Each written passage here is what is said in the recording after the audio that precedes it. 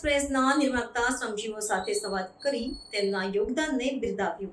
પ્રધાનમંત્રી નરેન્દ્ર મોદીએ દિલ્હી ખાતે દ્વારકા એક્સપ્રેસ વે અને અર્બન એક્સટેન્શન રૂટ 2 ના દિલ્હી વિભાગના નિર્માણ કાર્ય સાથે સંકળાયેલા શ્રમજીવીઓ સાથે મુલાકાત કરી હતી. આશરે 11,000 કરોડ રૂપિયાના ખર્ચે તૈયાર થયેલી આ બે મહત્વપૂર્ણ ધોરીમાર્ગ પરિયોજનાના ઔપચારિક લોકાર્પણ પૂર્વે પ્રધાનમંત્રીએ શ્રમજીવીઓ સાથે સંવાદ સાધ્યો હતો. આ પ્રસંગે તેમણે દ્વારકા એક્સપ્રેસ વે સંબંધિત એક પ્રદર્શનનું પણ ઝીણવટપૂર્વક નિરીક્ષણ કર્યું હતું. આ મુલાકાત દરમિયાન પ્રધાનમંત્રીએ શ્રમજીવીઓના કઠોર પરિશ્રમ અને રાષ્ટ્ર નિર્માણમાં તેમના યોગદાનની પ્રશંસા કરી હતી. તેમણે કામદારોના અનુભવો જાણવામાં અને તેમની સાથે વાતચીત કરવામાં ઊંડો રસ દાખવ્યો, જેનાથી શ્રમજીવીઓમાં ગૌરવ અને ઉત્સાહનો સંચાર થયો હતો.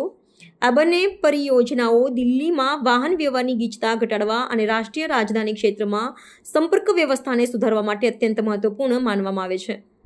પ્રધાનમંત્રી દ્વારા શ્રમજીવીઓનું સન્માન કરવાની પરંપરા રહી છે અને આ મુલાકાત એ જ ભાવનાને પ્રતિબિંબિત કરે છે. આ પગલું દર્શાવે છે કે સરકાર માટે મોટા માળખાકીય પ્રકલ્પોની સાથે સાથે તેને સાકાર કરનાર માનવબળનું પણ એટલું જ મહત્વ છે.